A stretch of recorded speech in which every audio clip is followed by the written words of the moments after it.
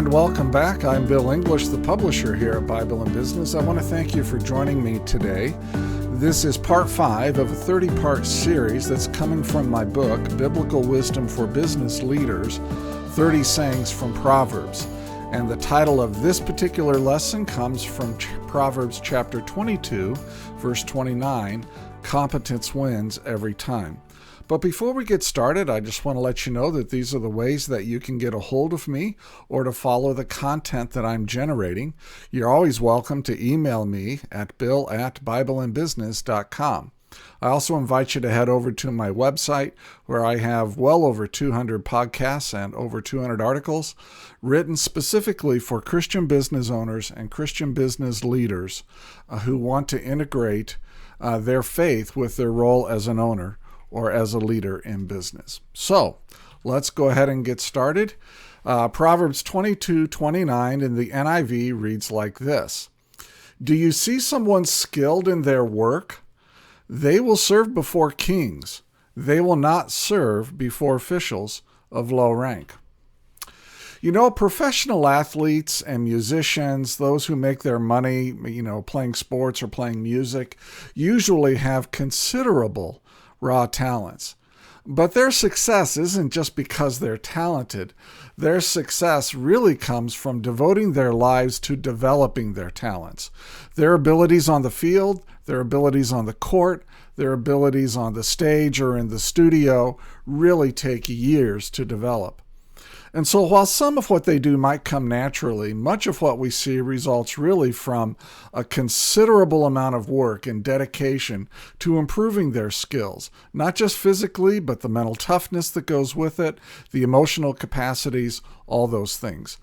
These are people who end up serving before kings. They really don't perform those of how the verse terms it, low rank. The way that we get ahead in business, based on this, the way that we get ahead in business is not by crushing the poor in court. We've already seen that in one of the previous lessons. And we don't steal from others. We don't get ahead by stealing. Instead, we get ahead by developing our skills to the point where we have an excellent work product. In other words, when potential customers come and take a look at our work product and they compare our product with that of our competitors, they're going to choose to buy from us because we are more competent, and that is shown in our work product. Those who try to gain customers through nefarious means is just they're not going to be successful. Their work product is going to be inferior. And what this proverb teaches us is that we need to keep going. We need to not stop at just good enough. We need to keep developing ourselves, both our professional skills as well as our interpersonal and personal skills, so that we can present an excellent work product.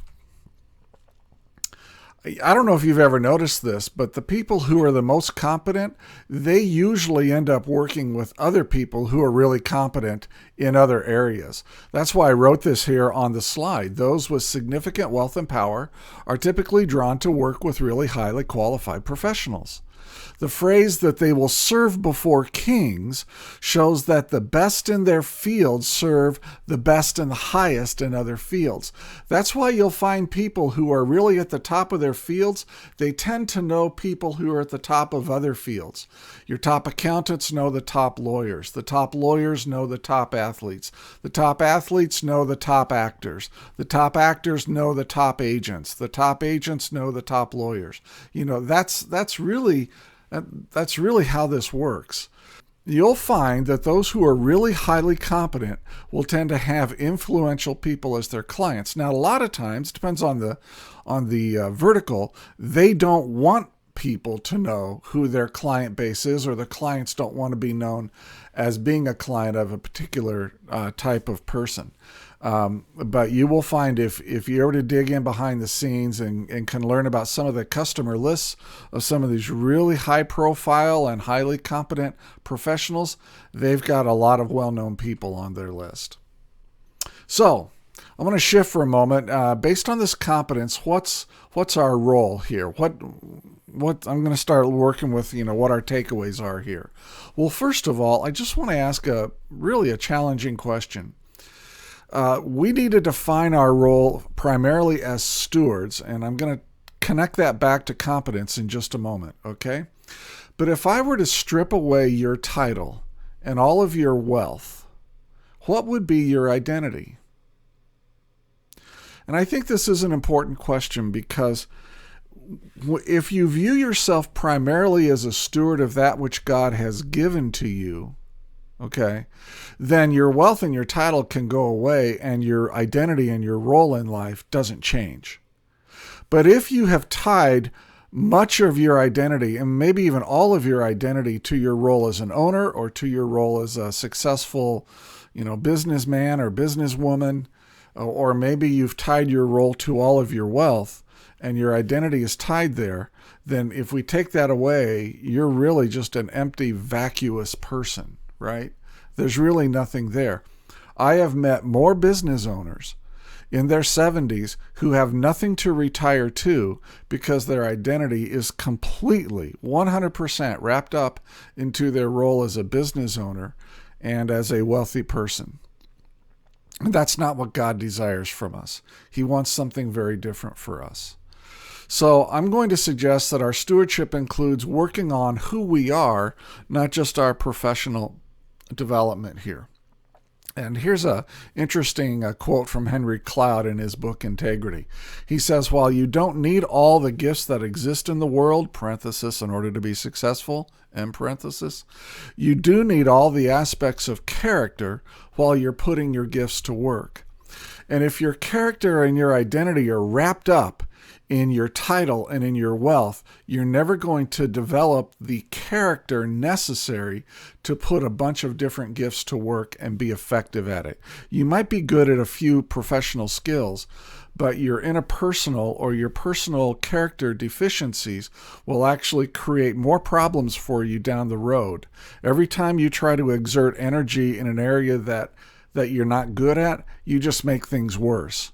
And when that happens, it's really difficult for you to fulfill your stewardship role before the Lord.